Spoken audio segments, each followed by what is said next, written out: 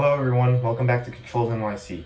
In this video, I'm going to be talking about how an HVAC system works, and I'm going to be sharing some resources that I found that have helped me learn about HVAC systems. This is the second video of my journey in learning building management on my own in 30 days, which will culminate in creating a BMS system for the Empire State Building. Last video, I introduced my project and my timeline. Since then, I've done a good bit of research on what systems I will be creating and implementing into the Empire State Building. My main resource was YouTube, and I found a few really good channels that talk about all sorts of different BMS systems. Some that I found were called The Engineering Mindset and MEP Academy. Made some really good videos with good diagrams that made it very easy to understand. For now, I will be covering an HVAC system and explaining how they work. HVAC stands for Heating, Ventilation, and Air Conditioning System. This system is going to control the temperature inside a building, as well as ensuring that there's sufficient airflow and ventilation in a space. HVAC systems are extremely important in any building to make sure that people spending time there are comfortable and safe. Here's how an HVAC system works. The main concepts behind the system are heat transfer and fluid dynamics. An HVAC system runs different temperature fluids through pipes to cool or heat the air that is getting blown through the building. One primary component of an HVAC system is the air handling unit, or AHU for short. An AHU works by pulling air between pipes containing cold and or hot water to change the temperatures of the air. The air is propelled through the use of fans. Here we have a cross-section of a simple standard AHU. In the front we have a grill to prevent large objects from getting sucked into the AHU. Behind that we have a damper. A damper is an array of metal plates that are rotated by an actuator to regulate the amount of air that enters the system. For future reference, I will be referring to the amount of air entering a system as cubic feet per minute, or CFM. Behind the damper are two sets of filters, and finally the hot and cold fluid pipes. These pipes are filled with either a hot or cold fluid that is provided from another source.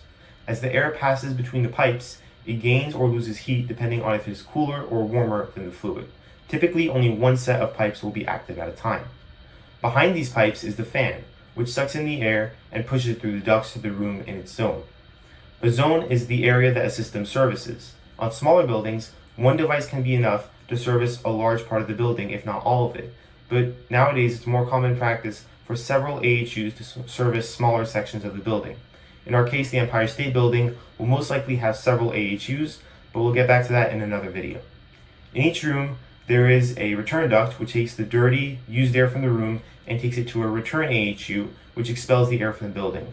This return AHU is much simpler than a supply AHU because there are no filters or cooling pipes, and there's just a fan blowing the air out. Sometimes, depending on local regulations, this return air will actually be reintroduced into the supply AHU to heat the air. As we can see in this diagram, the air coming out of the system can go back into the supply AHU. I'm not sure what the New York regulations on this are yet, so I'm going to hold off on that. Also, it complicates the system a little bit, so even if they are legal in New York, I'm going to have to handle this later. There are two kinds of AHUs, a constant air volume AHU, or a CAV, and a variable air volume AHU called a VAV. CAVs are simpler versions as the temperature of the air can be varied in each room, but the airflow cannot. VAVs can deliver different amounts of air to different rooms based on the needs of the room, but the temperature of the air itself cannot be varied. There are benefits and drawbacks to each, but VAVs tend to be the better option on large buildings because they are more energy efficient. I'm probably going to start off by designing a CAV, and if I have enough time and confidence, I will convert it into a VAV. Another crucial component of an HVAC system is the chiller. This is what cools the water and sends it up to the AHU to cool the air when it enters the building.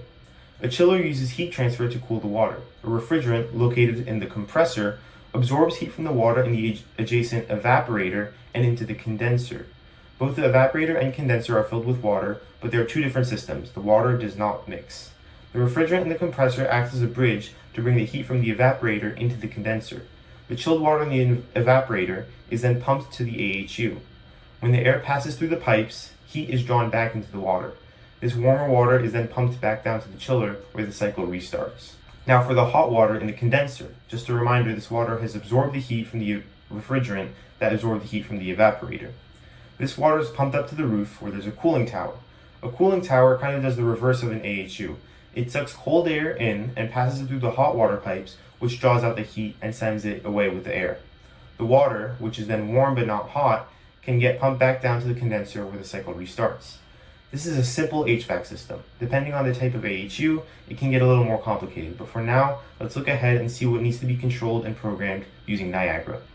I found this chart from MEP Academy, a YouTube channel that has some great videos explaining HVAC systems and the controls you need to regulate them. This chart specifically is about AHUs. Let's take a look at what I'm going to need.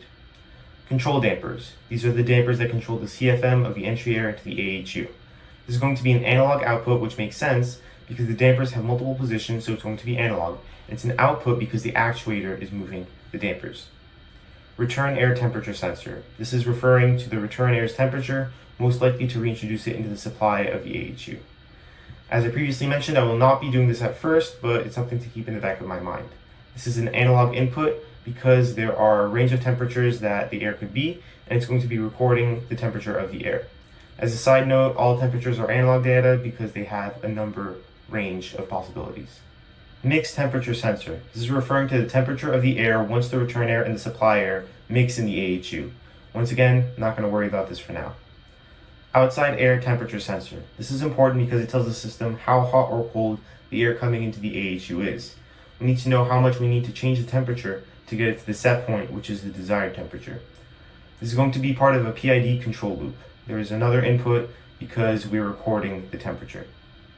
Supply air temperature sensor. We need to know what temperature the air that we are blowing through the ductwork is to see if our cool and warm water are changing the temperature of the air to the set point. This is going to be an analog point. Return air relative humidity. This is going to be measuring the humidity of the air going out of the return AHU, which could, depending on the model, go back into the supply AHU. Like I said, I'm probably not going to include this initially because it's a little more complicated and I don't know if this is going to be used on the Empire State Building. This is an analog input because there is a range of humidity that we can be recording. This also has an alarm attached to it. I'm not completely sure why, but maybe it's to know if there's an excess of moisture which could damage some of the mechanical components. Outside air relative humidity. Once again, probably not going to include this, but some buildings will use processes to remove moisture from the air. I believe most buildings don't have these processes because it's not as efficient, which gives me a good excuse not to use this. Filter status. The way this works is that there's a sensor on either side of the filter, and as the filter gets dirtier and gets more clogged up, there will be a pressure imbalance. This sensor will trigger an alarm, as we can see here, when the pressure difference gets too high, which indirectly measures how clogged the filter is. This is an analog input. Control valves. This is referring to the amount of water that is going through the pipes to cool or heat the air. This is extremely important in making sure that the air reaches the desired temperature set point. This is an analog output because we're changing the amount of water that is going through those pipes. Smoke detector. This is to make sure that obviously there's no smoke coming through the AHU. This has an alarm connected to it, obviously, and this is actually a digital input because once smoke is detected, the alarm goes off right away. I may or may not include this. The thing holding me back is that then we'll have to create a mechanism which would shut down the AHU, which might be a little more complicated than some of the other systems, but I would like to include this, just maybe later on. Airflow measuring station. This measures the CFM of the AHU, pretty basic analog input. High static pressure switch. This is a kill switch for the AHU in case there's a fire. I'll explain this in a second, but basically there are sensors in the ducts that measure the CFM. If the CFM is too low, then the dampers will open to let more air in. However, if there's a fire, we want the dampers closed. The ducts will remain closed, but the fans will be blowing harder since they are being told by the sensors in the ducts to blow more air through. This will create a large pressure difference, which triggers a high static pressure switch, making it an analog input. Triggering this switch will ensure that the ducts stay closed, and it sends several alarms to the building administration. Variable frequency drivers. These are called VFDs for short. They control the speed of the fans blowing air through the ducts. They're at the back of the AHU. This is important to control the airflow. I'm definitely going to include simple VFDs, and I might complicate them later to make them more efficient and so on. This is an analog output because we're changing the speed of the fans. Another reason that this is used is in VAVs, you might have a pressure imbalance based on if a room is using more air than another. So this is where the high static pressure switch, as I mentioned, there are sensors that are going to be telling the fan to be blowing more air because there's less pressure. So this is going to be something that I have to consider if I want to build a VAV. I'm going to have to encode that with the variable frequency drivers. And supply and return fan status. This is just to make sure that the fans are running properly or that they're even on. Binary input because either electricity is on or it's not, and it looks like there is an alarm attached so that the administration is warned if the fans are not turning.